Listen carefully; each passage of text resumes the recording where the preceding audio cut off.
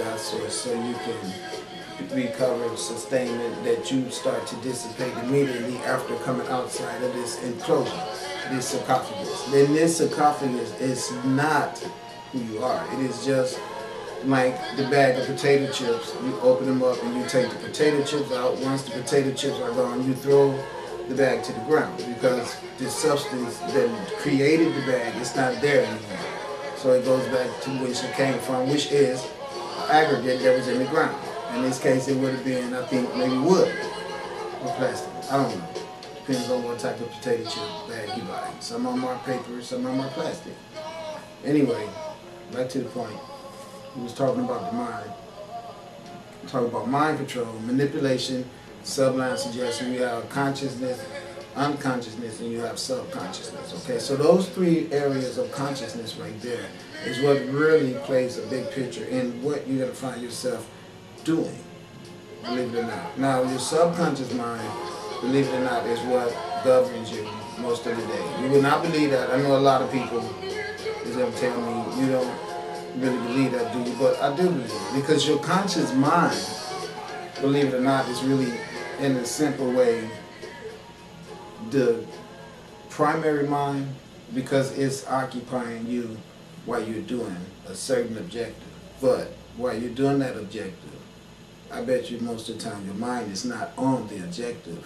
You've went into autopilot on the objective, but your mind is thinking about the game Friday night, or the function at church Sunday morning, or it's thinking about your girlfriend, or it's thinking about Bud, or it's thinking about McDonald's, or whatever you think about while you're doing other things. It's called the three realms of consciousness, which is subconscious, as I said, conscious, and unconscious. Now your unconscious mind is just totally not aware, not conscious of what's going on. You have a cheating wife.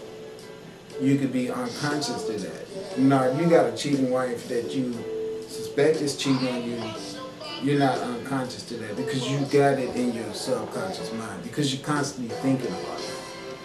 See, that's what subconscious is. You're not thinking on it right now because you haven't caught her kissing some other guy in the back seat of his car or in the hotel with his ass. You haven't found that yet. So you're not consciously addressing that. But her behavior makes you suspect that there's something going on. So it's in your subconscious mind. But now if she's out there sneaking around on you and she's so crafty that you don't even have a clue in your subconscious mind or your conscious mind, that makes you unconscious altogether. So now when we talk about the episodes of consciousness as a person that's an aspirant searcher or an avid searcher of self, a person that's in quest of knowledge of who am I, that's what you would call a person that is conscious of the fact that they are not conscious. Okay? Now, at the same time, you could have a conscious person that is conscious of the fact that they are conscious, which means they're going to still look for more cognitive gain. That's how this works. The only things you're supposed to do on this earth is search for ways to improve your existence, and you use a format of that from the realization that you are a God, which makes you be immortal, which means that you know that your work that you have to put in here, while you're here on earth, is preparation for death. You're supposed to be preparing for when you die. You got people on earth that prepare to live but don't live. Let me show you what I mean. Why would you be a person that's got tons of money in the bank and go be a miser when it's time to buy a pair of shoes? You buy those cheap shoes, but you got money in the bank. Go figure. It really, people like that really disturb me. I don't understand why you think that everything should be so limited as to where you shouldn't be able to buy the things that you want. It's because your subconscious mind has genetic memory from a past life where you probably lived without. Those type of impressions is what I'm talking about when I say these are the things that make you have the characteristics and decide where you're going to go after you leave here, and what type of characteristics you're going to take with you as a part of your cosmic attributes or your cosmic makeup is what you're going to be taking with you. Now see, let me break some down to you. I can come out here and say crack a nigga, all that. I ain't got to do that. See, I'm a very, very wise, manipulative man. I know how to do what I need to do, because you don't think that I'm just sitting here talking stuff to you and get the connection with the sunlight that I do just because I do. Do you know how much I had to go through in this life as well as past lives to be a God? It's not easy. There's things that go on that I can tell people about that you wouldn't believe. I see things outside of dimensions. You ain't got to believe that.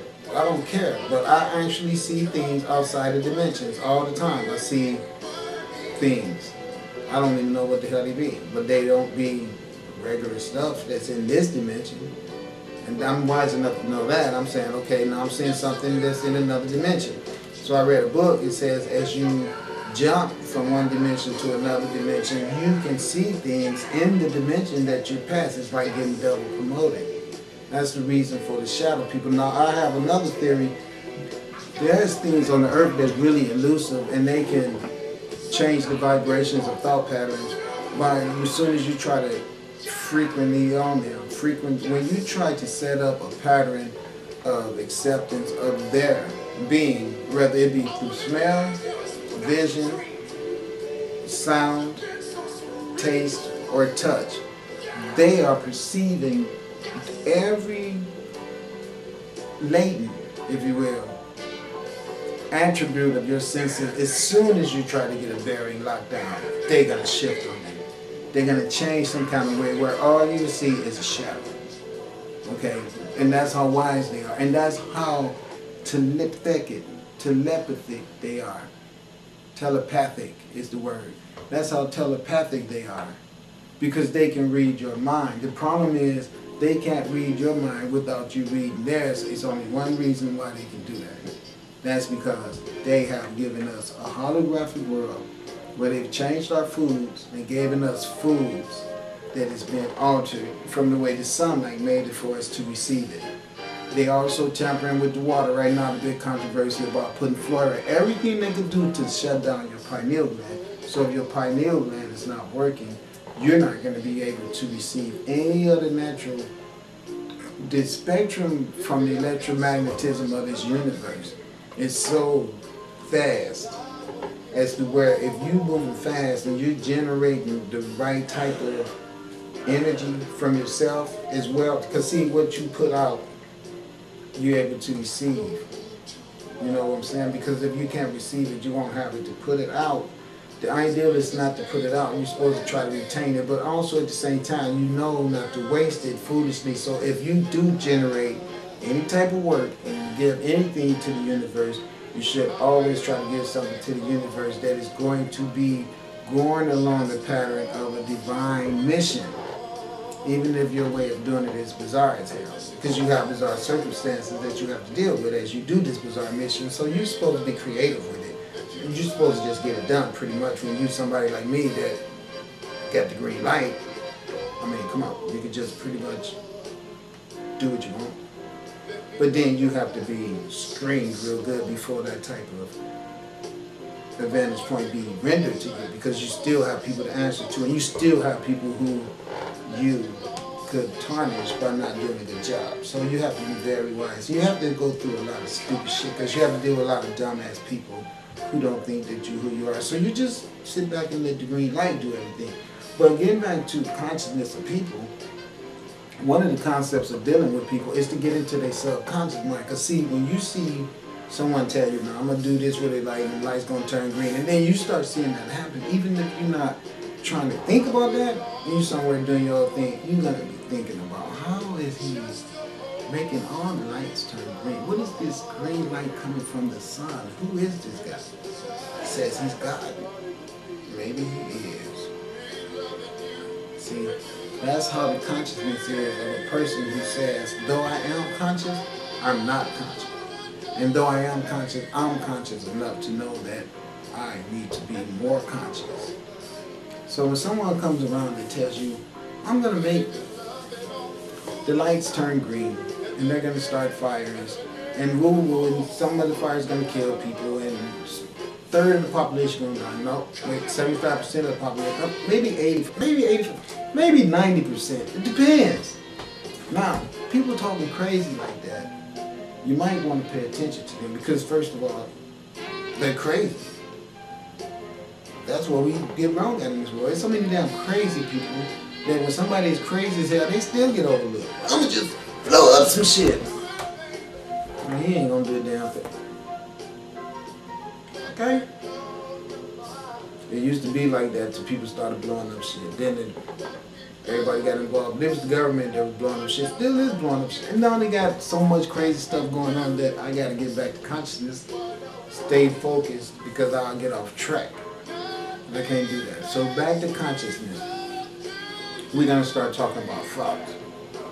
Okay, so like they tell you about in the beginning, God spoke things into manifestation. Imagine that. A person that is so tuned in with the universe that they can speak things into manifestation. Now what? I want to show you something.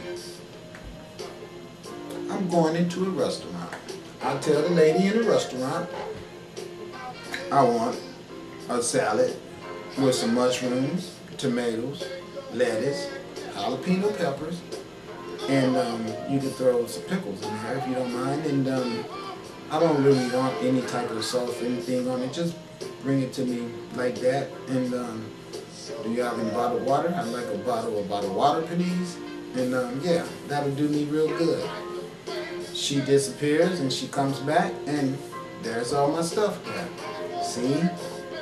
I spoke it into manifestation. See how simple it is to do that? Now, if you look at the lady, or whoever was the person that I talked to when I went into the store, or to the restaurant to eat, I knew I was going there to eat, so my thought made me get up and create circumstances, efforts necessary to do what I conjured up in my mind. So thought brings on vibration of thought, which brings on manifestation. Because now listen, you have movement, because we all live on an earth that moves, right?